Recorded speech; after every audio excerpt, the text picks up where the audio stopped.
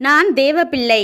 நான் சூஸ் பண்ணுறது எல்லாமே, எனக்கு கிடைக்கிறது எல்லாமே தேவன் கொடுக்குற ஆசீர்வாதங்கள் தான்னு கிறிஸ்தவங்க நினைக்கிறாங்க. இப்பிரபஞ்சத்தின் தேவன்னு பிசாசை சொல்றதிலிருந்து பிசாசுக்கும் நிறைய வல்லமைகள் உண்டு.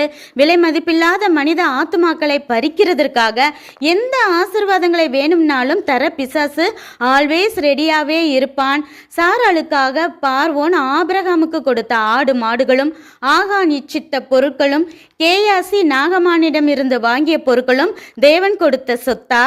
ஆகார் சிம்சோனின் மனைவி, தேவ தீர்க்கதரிசிகளை கொன்ற ஆகாப் மரணத்திற்கும் காரணமான ஏசபேல், சாலமோன் மேரேஜ் பண்ண 1000 பேரும் தேவ சித்தமுள்ள திருமண உறவா?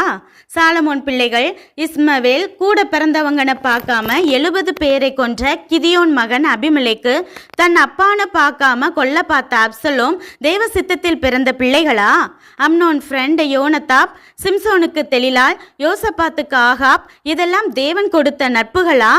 சிம்சோனுக்கு செத்த சிங்கத்தில் இருந்த தேனும் சாப்பிடாதேன்னு தேவன் எச்சரித்தும் போய் தீர்க்கதரிசியின் பேச்சை கேட்டு சாப்பிட்ட உணவும், நேபுகாத் நேச்சார் அரண்மனையை கொடுத்த உணவும் தேவன் கொடுத்த உணவுகளா?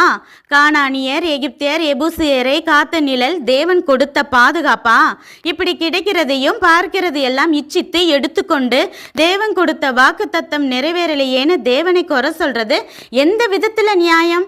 முதலில் தேவ ஆசீர்வாதம் எது, பிசாசு தரும் ஆசீர்வாதம் எது என புரிந்து தேவ ஆசீர்வாதத்தை மட்டும் செலக்ட் பண்ணும் ஞானம் வேண்டி தேவன்கிட்ட மன்றாடுவோம். நன்றி.